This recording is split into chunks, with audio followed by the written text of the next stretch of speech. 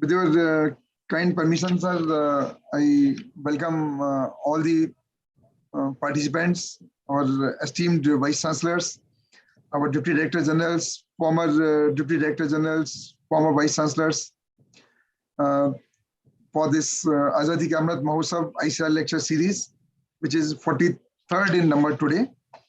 And we are going to have a lecture on enhancing the quality and relevance in agricultural education by Professor K.K.Aggarwal. Thank you very much, sir, for accepting our invitation. And we are so glad that you are going to speak today on the agricultural education platform, on the platform of National Agricultural Research System. And you have been always associated with the traditional universities because you are the chairman of this National Board of Accreditation. So you deal with more of the general education than of the agricultural education, but we can take advantage of your vast experience, but how we can have the more quality and relevant agricultural education using the latest national education policy and the other developments for which you are all you are member of almost all the committees, whatever are being formed. Sir, I just want to say that this platform is one of the platform for this ICAR lecture series, which we are using today. In addition to this, we have another 2 platforms through which our audience, they get connected. The one is ICAR web, ICAR 75 lecture series, .webconevents.com, and the other is the ICAR official YouTube channel. Dear colleagues, I want to just inform you about the personality, the big personality, Professor K.K.Aggarwal. As I told you, he is the chairman presently of this National Board of Accreditation, and he is the former founder, vice chancellor of the GGS Indraprasth University, Delhi, and the former chairman of the Board of Governors, MNIT, Jaipur. Professor Aggarwal obtained his engineering degree from Punjab University and master's degree from Kurukshetra University, securing first position in both. Later, he did his PhD in reliability evaluation and optimization, also from the Kurukshetra University. In 1975, he rose to the level of professor at an age of 27 and a half years. I think it's unparalleled. I have not heard anybody else who had become the professor at 27 and a half years. So that's really a good accomplishment. After a distinguished service of 27 years at NIT Kurukshetra, Professor Aggarwal was appointed Pro Vice Chancellor at Guru Jambheshwar University, which is a technical university of Haryana, Hisar, for a period of 3 years.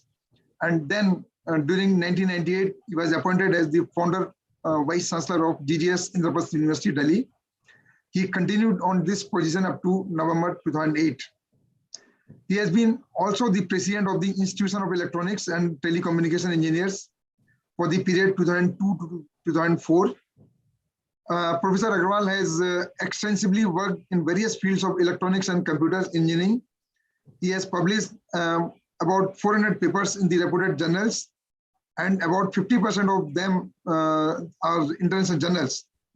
He has been invited to deliver lectures in several universities in India and abroad, such as University of Berkeley, University of Cincinnati, Florida State University, University of Birmingham, Technical University of Germany, and many more. Professor Aggarwal has written a few books, and many of his articles have appeared in several books published by IEEE of USA. A couple of years ago, he authored a book on reliability engineering, which is published by Clover Academic, Netherlands. His latest book on software engineering, published in 2001, has already seen several reprints. Professor Aggarwal was honored by the Reliability Society of IEEE USA for his service as guest editor for the special issue on state of reliability efforts of the Indian subcontinent, and he was declared as the man of decade, man of the century, and finally man of the millennium by American Bibliographic Institute, USA. He was also awarded Delhi Ratan by the All India Conference of Intellectuals. International Biographical Center, England, has published his biography in the first 500 at the new millennium in July 2000. So friends, we have a very charming personality today for giving this lecture, and the lecture is very close to his heart, and that is enhancing quality and relevance in agriculture education. Sir, in the audience, as I told you, we have a very esteemed and very distinguished persons, and we are sure that with your wisdom, with your viewpoints, we will be further benefited, and we will take the points, whatever you suggest, to incorporate in the agriculture education. Thank you, sir. And floor is yours. Thank you, sir. Thank you so much. Thank you so much, Dr. Aggarwal, for giving me this opportunity to be interacting with the who's who of agricultural education in the country. As has already been read out, I have not been an agriculture educationist. I have been in the field of education as such, but we thought, when Dr. Aggarwal told me, we thought we could at least make an attempt to interact with persons who have vast experience in agriculture education. Friends, I know his request has been pending with me for about 6 months, but then we thought before the date comes for the 75th lecture, I must come in as promised, and that's why I am. Friends, I'm so happy to be here this afternoon amongst the galaxy of persons from agriculture education. Let me at the outset say that I may be somewhat unfamiliar with agriculture education's intricacies. So if I make some observation which is not true, I should be forgiven for that. And let's try to take the relevance part in this. I chose the topic as quality and relevance in agriculture education. My experience with the agriculture education has been superficial to the extent that I've been familiar with Punjab Agriculture University, and then I was when I was pro vice chancellor in ICAR Technical University, there was quite an interaction with HAU, which is one of the good agriculture universities in the country. Then GB Pant Agriculture University, of course, because it started doing well in engineering also, and some of the governors put me as chairman search committees of some agriculture universities. So that is how sometimes they get an idea about how the agriculture universities are doing in the country, and I'm so proud of it. As a matter of fact, after the medical education, I find agricultural education is one which is connecting with the profession more than engineering profession as of date. Medical profession, of course, is very well connected with the hospitals, and that training by itself is unique in the whole world. I personally believed and felt that agriculture education should also have been that much connect with the profession as such. I know you have it better than engineering, but probably it could have been much more. That is why I think most of the agriculture universities had very large farms and all that to give the experimental fields. But somehow, I think over the period of few decades, agricultural education went more towards the lines of general education, I would say, to fall in line with the systems. And I sometimes feel that there was no real necessity to fall in line with the general education system and follow those systems. Our USP could have been connection with the ground much better, which is really the reality of agriculture profession. Friends, I know as a professional education, recognized professional education subject, agricultural education came on the recognition of professional education much later than medical, engineering, management, architecture, although the profession of architecture was oldest. And therefore, somewhere down the line, we really never recognized the necessity of agricultural education in the scientific way. And we got little late in this. But notwithstanding this, the country is always indebted to agriculture and agriculture scientists for two of the greatest revolutions we have had, Green Revolution and White Revolution. Green Revolution, where you know that when we were short of food grains and we had to import it, we not only became self-sufficient, at times we could even export it. Same was true about White Revolution. I know in Delhi there used to be lines before in front of the booths early morning for getting a packet of milk or bottle of milk, and now we are surplus in this. So these are the two revolutions on the ground which have happened and which have changed the scenario of the country in economic terms also. But somehow, over last couple of decades, the service industry took a lead over agriculture and manufacturing. I think now we are realizing that we made a mistake in not giving that much attention to agriculture, not giving that much attention to manufacturing, and our whole energy was focused on services. The reason was simple, because the productivity per professional from the services was much higher than productivity per professional from agriculture or manufacturing. So therefore, in the short term, that tempted us to put in more and more focus on elitist education, if I may call it, on the service industry. And it became all over the world, but probably became much more in India than the rest of the world. I have a point to prove this. I am also in charge of declaration of ranking of the Indian universities, which we call as NIRF. And when I declare the ranking for the last 6 years, I find amongst the first 10 ranks, 7 or 8 belong to technical education. Now, that has not happened anywhere else in the world. It doesn't happen in America. It doesn't happen in UK. It doesn't happen in Australia. It doesn't happen in New Zealand.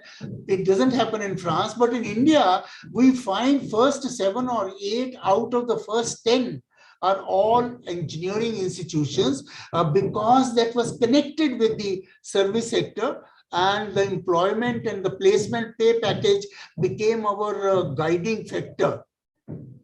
And therefore, this lopsidedness occurred to some extent. I'm an engineer, I'm an IT engineer, so I am on one hand very happy about it. But on the other hand, when I talk about the education as a whole, I believe that this lopsided development and lopsided enhancement of quality in one domain was probably not planned. It happened probably subconsciously, but it has not augured well with this country, because why should our universities in general, including agriculture universities, arts universities, science universities, health universities, not be at the national ranking or international ranking at the same level?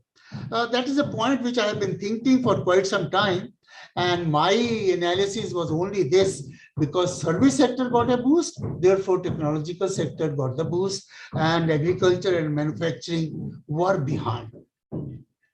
We believe that the per capita income or the placement for the service sector is so high that it gives us all the boost which we need. But we fail to realize that in the agriculture sector, even if I am able to make a 5% improvement, given the number of people involved in the agriculture sector, even that 5% or 10% improvement would have meant a lot in the overall economy of the country. I think that point was subconsciously missed somewhere. And therefore, agriculture as a profession did not get that much enhancement in quality as it should have been done. We have seen in the world how the agriculture has been mechanized much faster, much better. Now, one point of view could be that we ought to be labor-intensive country all the time, but nonetheless, efficiency is always required and called for. I do remember a sort of published case study, which I may call it like that. Somebody, they say, was using shovels to dig a channel, and some foreigner passed by. He said, "Why are you using shovel when we have so much mechanization?" And the answer was, "We have to have our labor engaged." Then he said, "Okay, then you stop using shovels also. You use spoons to dig the earth. You will employ more people." Well, it is a funny side of the case study, but the point is we cannot stop being technically advanced and believe the results to have happened. When I'm talking to you today, I was studying a little bit because agriculture universities all over the country, we somehow believed discipline-specific universities were important. So we created technical universities, we created health universities, we created agricultural universities. We didn't stop at that. We created dairy universities, we created veterinary universities, and in the medical science, we created dental universities, and so on and so forth. So we kept on creating universities on the narrow and narrowest possible areas, and thereby creating a sort of gap between various domains of education. It is only now, when national education policy has been announced, we are starting to reverse this process. And now we are saying every institution should be multidisciplinary. And we are taking a conscious decision, no more single discipline institutions in the country. I have read your report completely, which you have prepared on national education policy and agriculture education. I could lay my hands on that report and have gone through that report completely before I speak to you. And I'm really happy over your conscious decisions how to gel with NEP and agriculture education in a real meaningful way, keeping your identity separate, but at the same time following the general principles of NEP. And I will talk a few minutes about it also. When I'm talking to you today, it has been a very large disruption in education as a whole. As a matter of fact, the disruption has been there all over in the world, and because of the COVID for last 2 years, the whole world is disrupted, and the same disruption came to education also. I was trying to find out what is the sort of meaning of disruption in the real sense, and I came across a beautiful quote which I thought I'll read before you. It says, "What is disruptive technology?" It says, "When TV came to my house, I forgot how to read books. When the car came to my doorstep, I forgot how to walk. When I got the mobile in my hand, I forgot how to write letters. When computer came to my house, I forgot spellings. When the AC came to my house, I stopped going under the tree for cool breeze. When I stayed in the city, I forgot the smell of mud. By dealing with banks and cards, I forgot the value of money. With the smell of perfume, I forgot the fragrance of fresh flowers. With the coming of fast food, I forgot to cook traditional cuisines. Always turning around, I forgot how to stop. And lastly, when I got WhatsApp, I forgot how to talk." These few lines give us several examples of real disruption. And disruption means when the lifestyle changes. And this COVID has certainly made sure that our lifestyle now on, after the corona goes, hopefully in a short while from now, will be different than it used to be before corona. Some people even have started saying, just as we had BC and AD years defined, now we will define BC as before corona and AC after corona, because the two eras will be different. Before corona, our lifestyle was different. After corona, it will be different. And same will happen to agriculture education also. I thought when I'm talking to you today, We have all heard of what we call as IQ, EQ, SQ, and we have been talking about it. But I came across a paper which says the fourth quotient which you should be worried about now is adversity quotient, AQ. Because unless you are mentally prepared to face the adversity, these adversities will always bother us, will trouble us much more than we are prepared for. And long before, I think 25 years ago, I read a book which said crisis-prepared companies always make more profits than non-crisis ready companies. So while we may wish crisis not to happen, but we have to be prepared for crisis. And you, eminent people here, being connected with agricultural education and hence agriculture of this country, will agree with me that agriculture and the farmer community was very, very vastly affected because of the corona, and we have to learn lessons from it. And I got a beautiful quote which says the best teacher award for 2020 should go to COVID, because it taught us more than what any teacher could have ever taught us, how to behave, how to become better, how to face adversity, and so on and so forth. So some of the points which I thought I'll share with you in a few minutes I have is that I was just thinking, reading a line. It says cost of 1 kilogram of uranium is $50, but cost of 1 kilogram of enriched uranium is $15 million. Why I am trying to read this line is not enriched uranium, $50, but enriched uranium, $15 million. So that is the value addition because of enrichment. And that is what education is supposed to do, that after we give education to a youth, his or her enrichment to the country should be many times more than what it would have been without education. That is the importance of education, and that's the importance of agricultural education in the country also, because in agricultural education, by agricultural education, you are supposed to be change agents not only for agriculture, but entire agrarian economy, and hence the total economy of the country. My few 2 cents worth of points today would be, after NEP has come, National Education Policy, and after we have now decided that a student of any discipline can opt for several subjects outside the parent discipline. For example, a mechanical engineer now need not study all the 25 subjects of mechanical engineering. He can take few subjects from other branches of engineering, even outside engineering. For example, for the first time, we now have a mechanism that a mechanical engineer can study music as a course and get credits for this.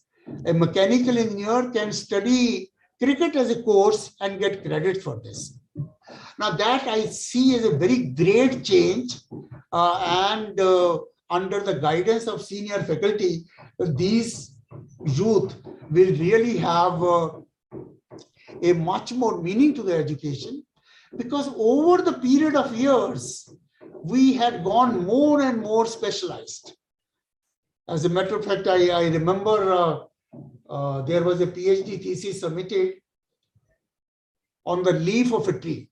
You know, as researchers, we become more and more super specialized and start loving our topic of research so much that sometimes we de-link ourselves from the real life and become so much engrossed in our own area of research.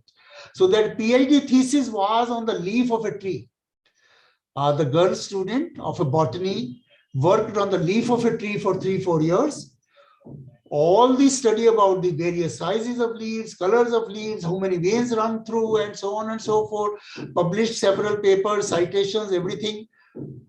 And the PhD thesis was submitted having bar charts, pie charts, and everything. And the reports were good, viva was held. Examiner was satisfied with the viva. And he said, okay, so and so, congratulations, you are a doctorate now. And but before I go, can you please tell me which tree this leaf belongs to. And the student did not know. Now that has become the level of our super specialization at times, that we started disconnecting from the ground and started becoming more and more specialized, super specialized and super specialized. One of the greatest merit of this national education policy, which applies to agriculture education as well, is that now we have to care for what they call as every graduate should turn out to be a T-shaped personality. And from T-shaped personality, they meant was that while you should have depth of knowledge in a subject, you must have breadth of knowledge in several subjects. Because having only depth will not augur well in the lives of these graduates, because for the real life solution to the problem, in addition to the depth of knowledge in a subject, we must have breadth of knowledge in several subjects. And unless we have that, we are not able to solve life problems. And I think same is true about agriculture education also, that we became specialized and super specialized and not connected with the journal also. We started following the same rules. You should be PhDs and all that. And I was in a university abroad. They run a certificate course in ornamental horticulture. Now tell me, agricultural specialists, if you have to have a course on ornamental horticulture, where from do you get PhDs in ornamental horticulture? You will have to have the rules of the game slightly different for these kinds of subjects. And everybody in the country now talks about Nalanda, Takshila, Vikramshila as great universities for which we are all proud of. But nobody talks of that Takshila had a course at that time where all over the world students used to come, and the course, one of the courses was on snake charming, because that was the requirement of the day. So Takshila trained people to become snake charmers, and it was a short certificate course. Our universities, with the passage of time, learned that we must be high-end, we must be degree awarding institutions, diploma and certificates are below our dignities, and so on and so forth. And coming from engineering profession, I definitely feel that our diploma education and ITI education went much below the merit because we concentrated only on degree education. And I think to some extent this has happened in agricultural education also. Trying to take everything to the level of the degree, and thereby short courses, real ground level courses were probably not given that much effort which should have been given. This is my feeling, and I wish I'm wrong. And if I'm wrong, I'll be very happy about it. But now when the new education policy has been announced, my request to this August House would be, let us design more modules for non-agriculture students. Maybe one course for many students would like to study a course on agriculture, a study on course on floriculture. Urban students, elite college students would be loving to do that. I mean, none of us is happy when we can't distinguish between plant A and plant B, and we are going away from the nature. But now is an opportunity for agricultural universities to design modular courses for students other than their universities and give credits for that. I think that's an opportunity which we have to have, rather than for example, I was seeing the agriculture universities when they started courses in engineering. Gradually, those courses in engineering became almost exactly similar to the courses which are running in traditional engineering colleges. Because we see, somehow we believed quality meant conformance. I mean, I'm a traditional student of quality, but quality does not mean I should have my standards same as IIT. That is quality. No, quality means what I decide to do, I should be able to do. That is quality. And we lost therein. And that is why today in National Board of Accreditation, which I chair, we say we deal with only outcome-based education. You first define What do you look for in the graduate to be seen? What do you want to see in the graduate? And then only you talk about the design of curriculum, design of teaching learning pedagogy, design of examination. But firstly, you write down on a piece of paper, what do you expect of a graduate? And if I read you the international attributes which will talk about engineering education, which will apply to agriculture also in some sense, you will be happily surprised that talks much less about the discipline depth, talks much more about the attributes. And I'm just quickly reading it out for you. Engineering knowledge. Number 2, problem analysis. Number 3, design oblique development of solutions. Number 4, conduct investigation of complex problems. Number 5, modern tool usage. Number 6, the engineer and the society. Number 7, environment and sustainability. Number 8, ethics. Number 9, individual and teamwork. Number 10, communication skills. Number 11, project management and finance. And number 12, lifelong learning. Now, these are the attributes which we have defined at the level of the world, which an engineer should have. And you will please appreciate, that is why I read that, it has much less with the engineering content that will be there. But if you don't have these attributes, for example, if you don't appreciate sustainability today, then whatever may be the CGPA, maybe 9.5, it doesn't matter. If you're not cost conscious today, if you're not energy conscious today, whatever may be CGPA, it really does not matter. So we gradually trained our students to be high scorers, good CGPA, nothing wrong in it, but that became the only focus. And then the next focus became placement package. Now, these two focus areas were not bad, but if they remain the only focus, then we have suffered in education, which we have done in several fields. So I would gesture to suggest that the agriculture universities should rather align themselves as university with a focus on agriculture. I mean, we not solely agriculture, but universities with a focus on agriculture and whatever is required. For example, I would feel mechanical engineering of agriculture universities should be at least 25% different than the mechanical engineering elsewhere. Electrical engineering of agriculture universities should be at least 20% different than electrical engineering of other engineering colleges. That is the requirement, and outcome-based education allows me to have different outcomes for different sets of institutions, and we have to go in for that. And also, friends, in our education system as a whole, we stop the students having the culture of asking questions.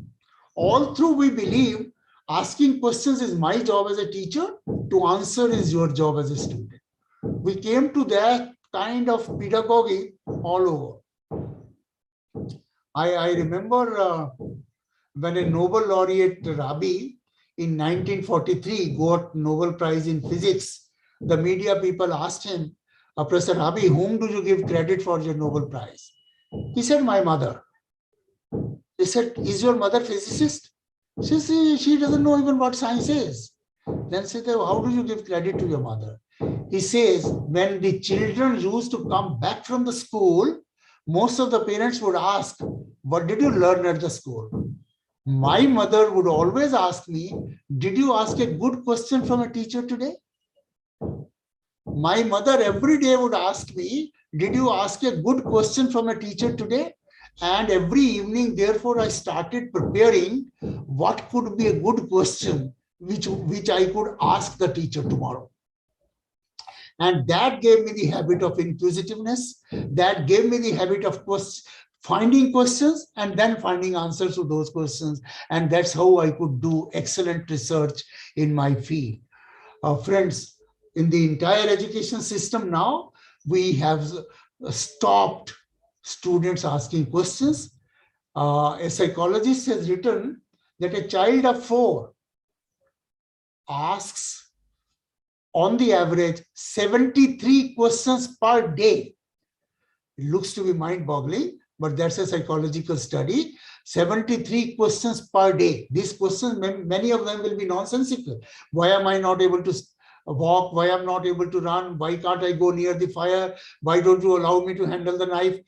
Whatever.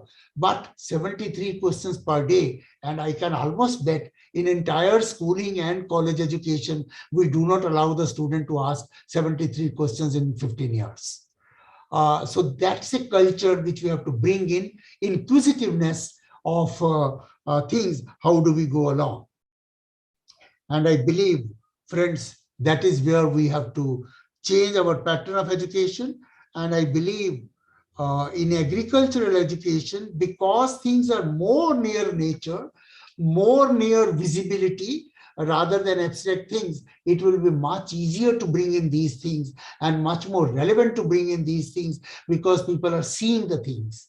In computer science, we will talk abstract.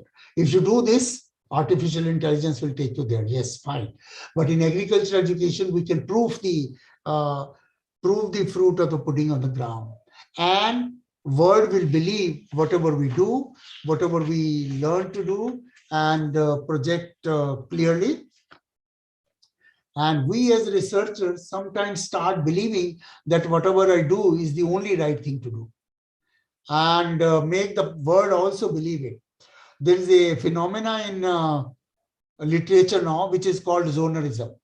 And I read about that phenomena, and that phenomena is there was a 14-year-old Israeli boy called Zona, just 14-year-old boy. He went to a conference of scientists.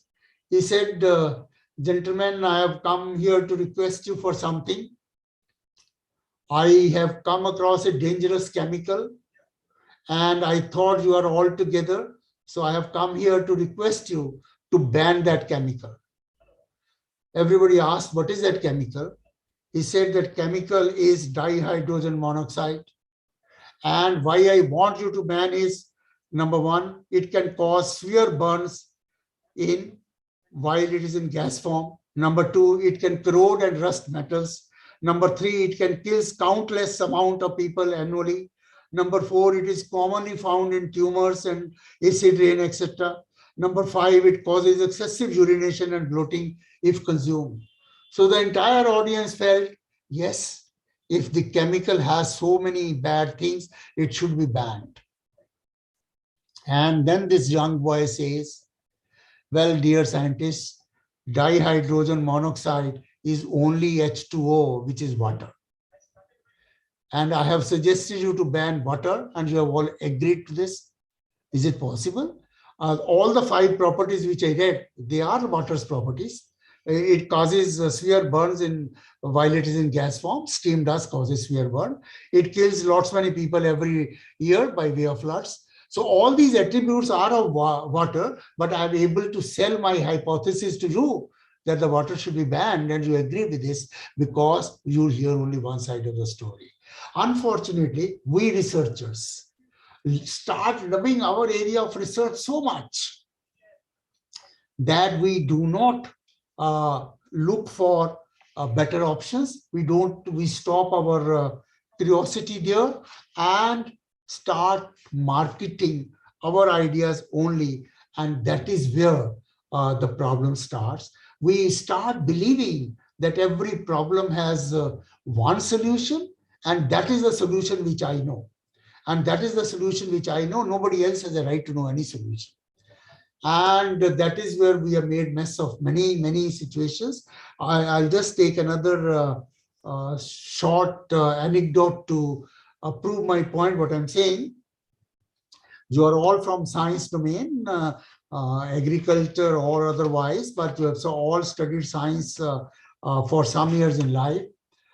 There was a question in the examination hall of a foreign university. I'm talking long back. It says, how do you measure the height of a tall building with the help of a barometer?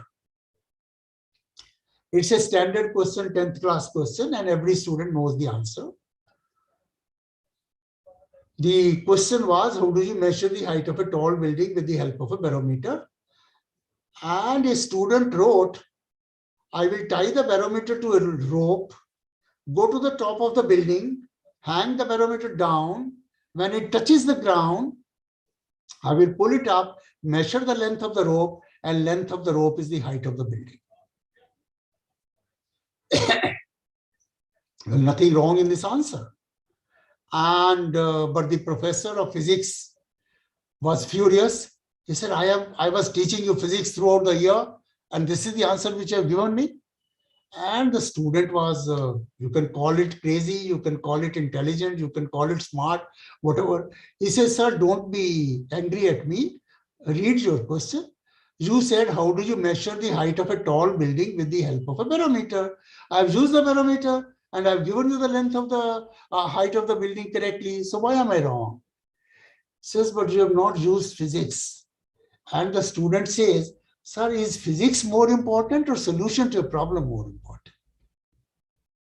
Well, the intelligent answer, but we professors are professors. We don't easily accept the student's version.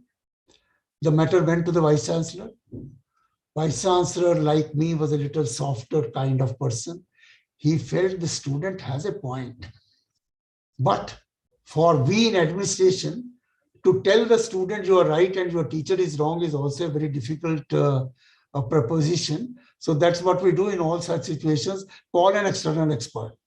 So an external expert was invited to solve this problem. He came, he talked to the boy, he says, tomorrow we'll give you a re-examination in physics. I said, fine. Next day, he says, you have half an hour and there's only one question. Here's the blank answer book. He says, what is the question? He says, question is the same. How do you measure the height of a tall building with the help of a barometer? After about 25 minutes, the student had written nothing in the answer book.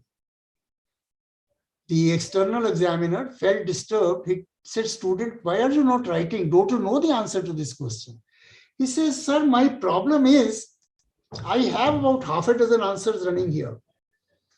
And I do not know which one you like. Because you give me grade only when you like the answer.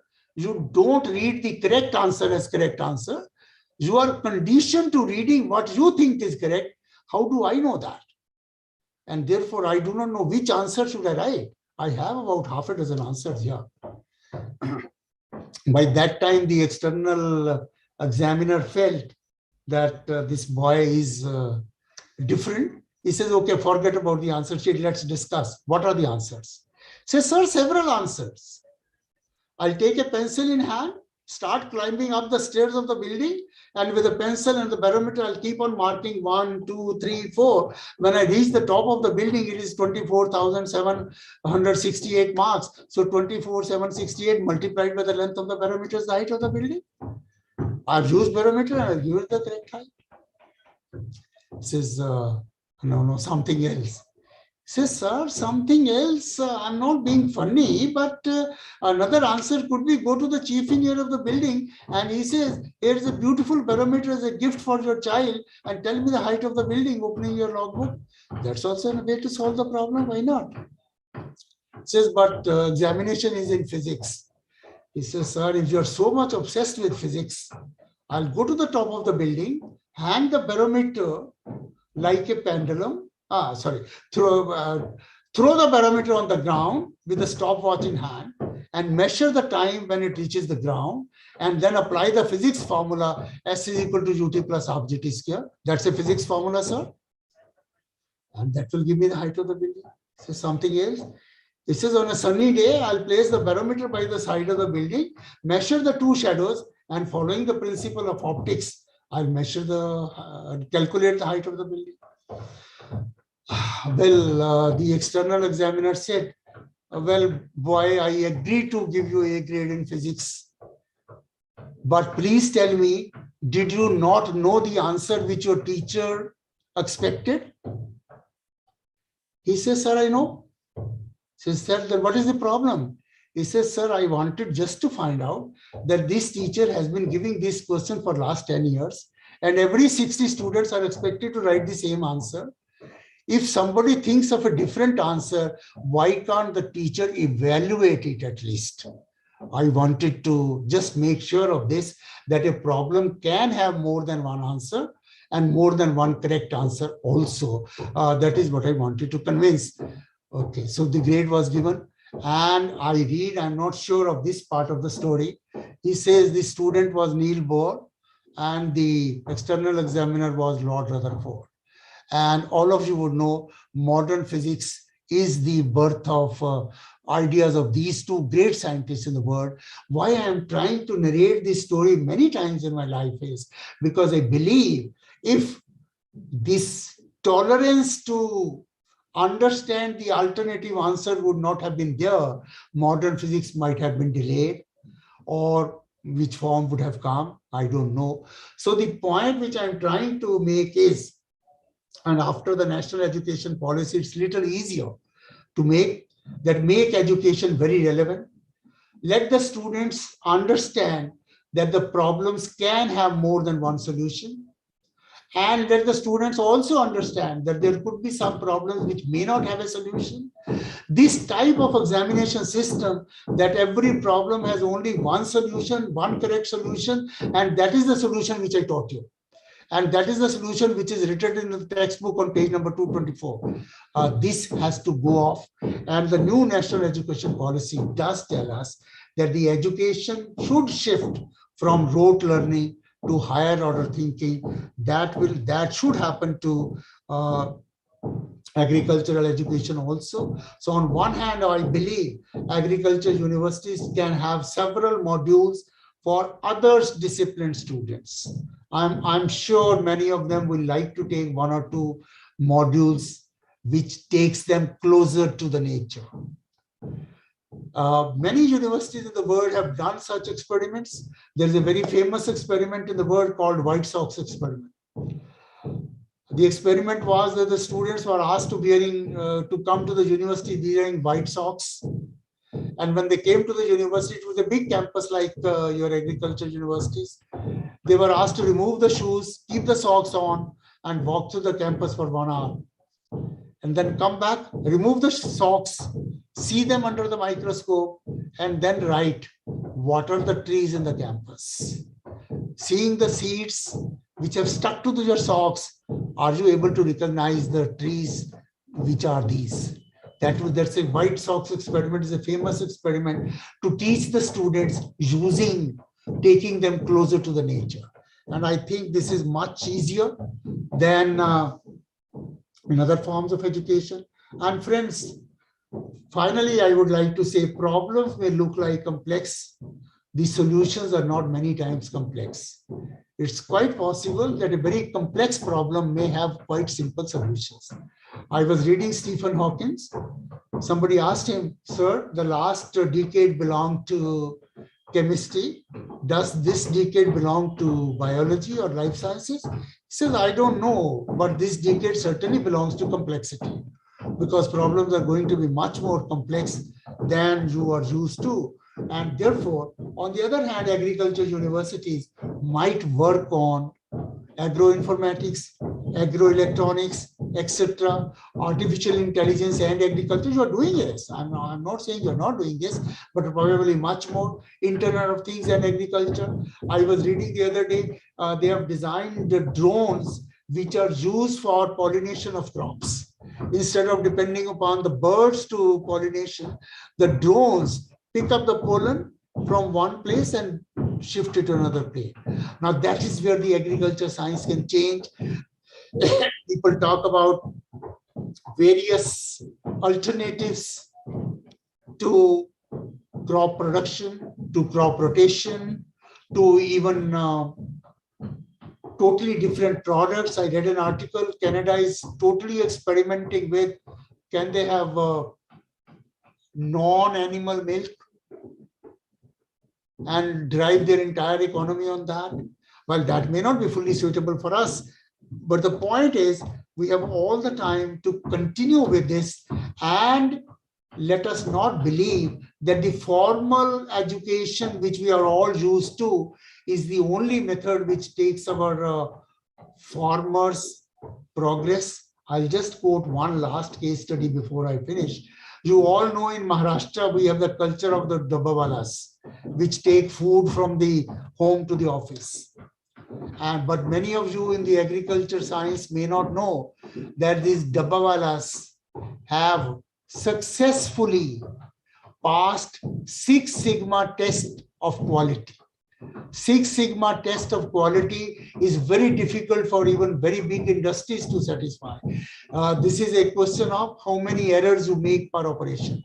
I think Six Sigma does not allow more than one error in 10 million or something. But this elite dabbawalas, without any formal reading, can have qualified Six Sigma, and Stanford University has included this as in their case study, that without formal education, they can satisfy the best quality standards of the highest Japanese industry in the world.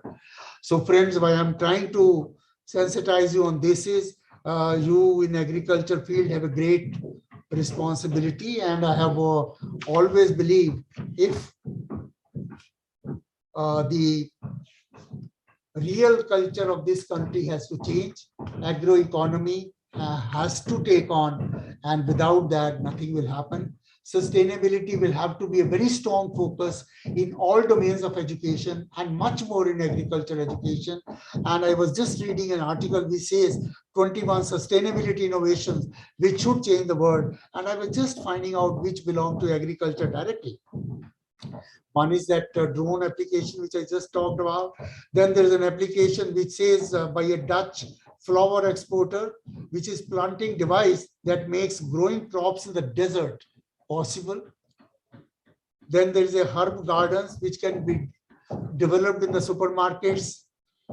There is a reducing food wastage organically, and so on and so forth. There is a sustainability innovation which says fabric created with recycled from coffee grounds, and so on and so forth. So agriculture and other domains of education are making this agriculture income so relevant and so meaningful. And I think we from agriculture universities will have a duty towards this nation, have a responsibility towards this nation, and ensure that that cross-section of the society, which is large enough, we can make it better. And that will be the only method to stop cross-migration to the extent which we have been using to.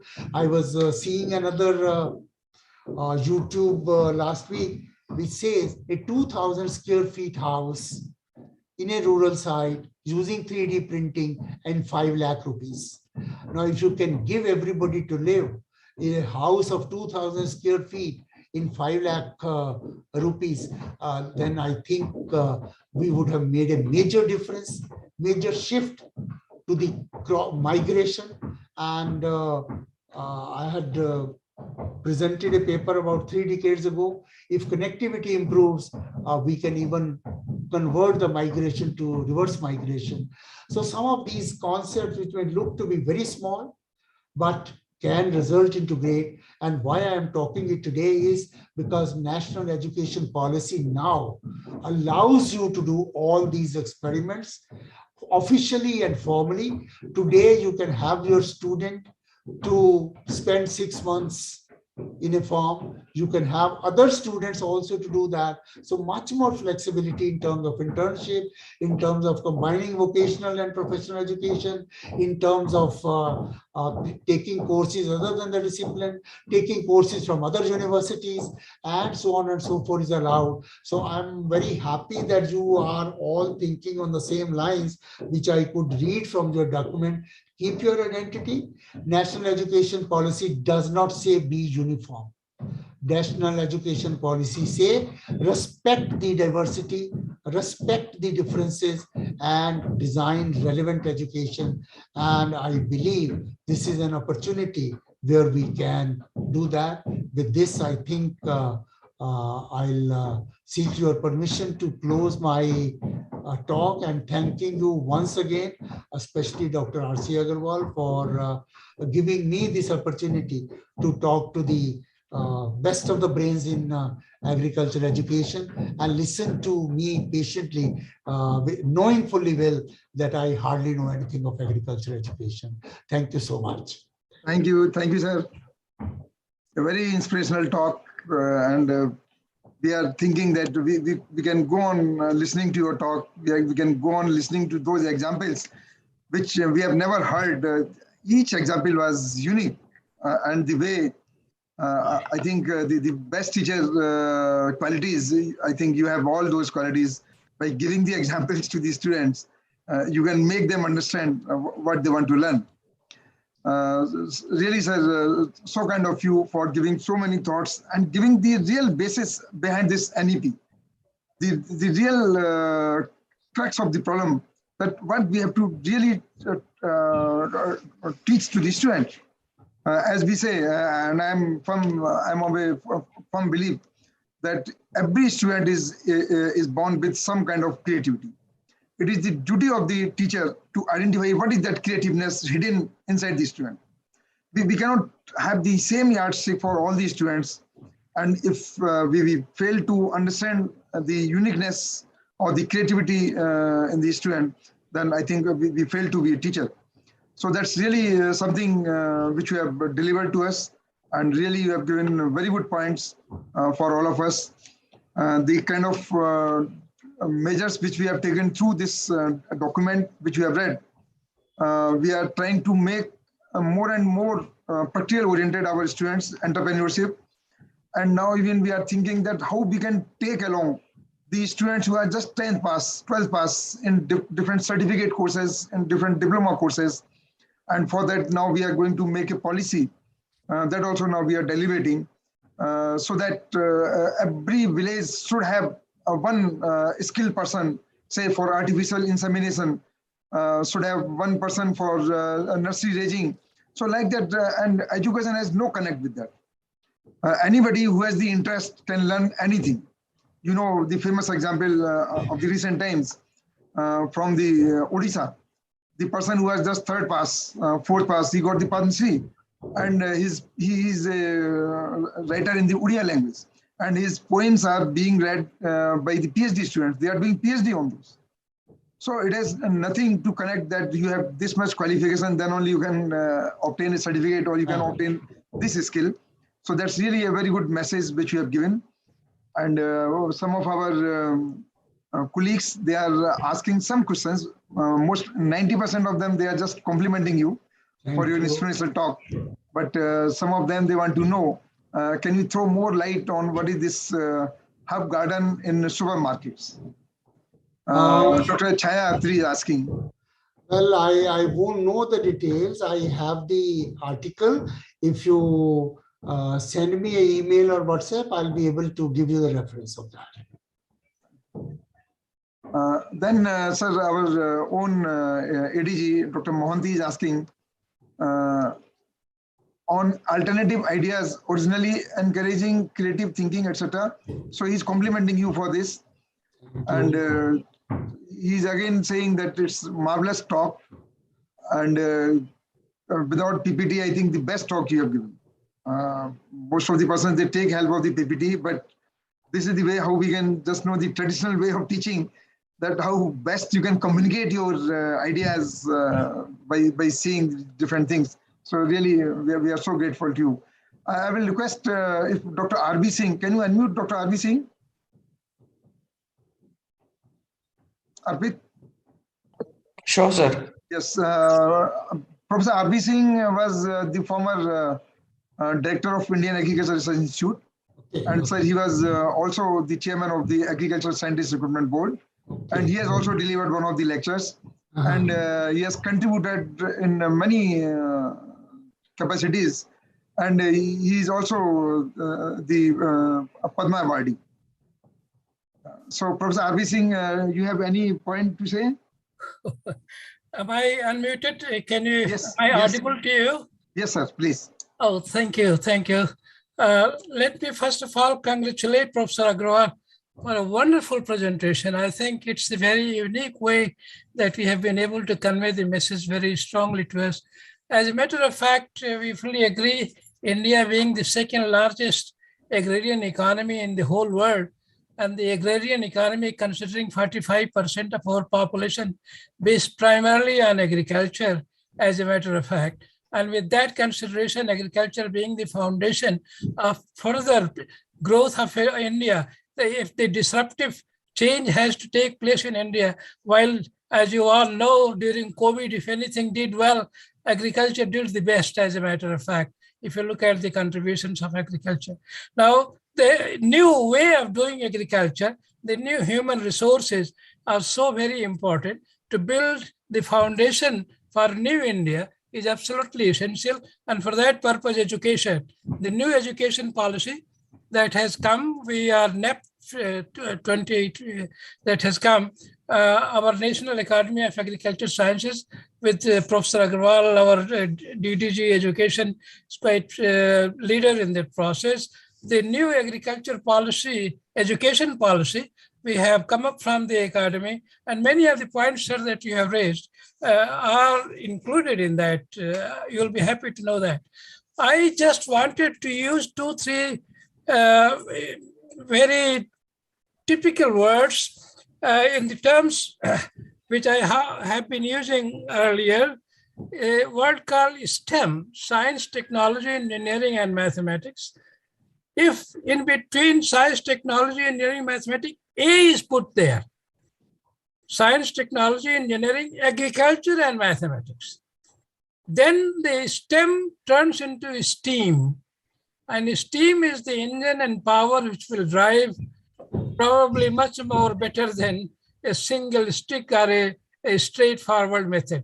I am trying to say that the point which you made, that if mechanical engineering or one or the other engineering courses could have about 20-25% courses belonging to other fields, it will really enrich those disciplines also, and will bring the right kind of human resources to appreciate the wider perspective of growth and development. And this is why I say change STEM into STEAM, and agriculture should be given the position where it probably, and that brings into the other dimension of growth.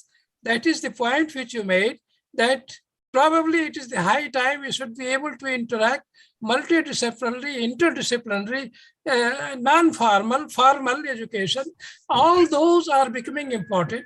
And for that purpose, a word which has been also coined is the word grant, that it is not a agricultural grant or engineering grant or this grant or that grant or national grant. It is the word grant, that the whole world should be able to see to the reality of the ground. And the ground reality is that if the poor is to be helped, and where are the poor today? And if we think of an equal world, and we think of inequity to be won by agriculture, I think this is the way that we should be able to have the growth based on the new pillars of agriculture. And those 10 attributes that you mentioned really do fit into the agriculture, and also asking the right questions will give you the much better lead than answering the questions. So I fully agree with you, sir, that answering the question is important, but asking the right question is very important. And therefore, the connectivity that has to be brought to the ground reality to be internalized in the education process, so that we are able to solve the problem which is based on the real ground reality. And therefore, sir, it is not only that we are seeing the rainbow today, the rainbow revolution, not only the green revolution or the white revolution, but the yellow revolution or the blue revolution are equally important.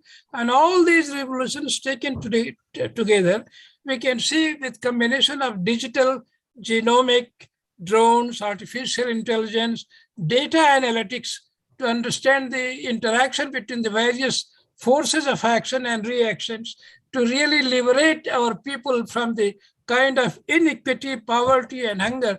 The Millennium Development Goal and our education is trying to put in line the SDGs 1, 2, and a few more SDGs, in line with education policy so that our students, right from the beginning with the entrepreneurial thinking, not only to get the degree, but also to contribute to the overall livelihood security in the process. So this is the kind of education hopefully we are contemplating so that we will be able to come up with and the erosion that has taken place in our universities of basic sciences. As a matter of fact, sir, when Pantnagar Agriculture University to begin with was the first agriculture university, we had a school of basic sciences in Pantnagar, but the school of basic sciences was finished. Now, the whole round was supposed to have a combination of medical school, that school, engineering school, and so on. So the entire thing was stopped. So inbreeding and splitting of universities started in agriculture.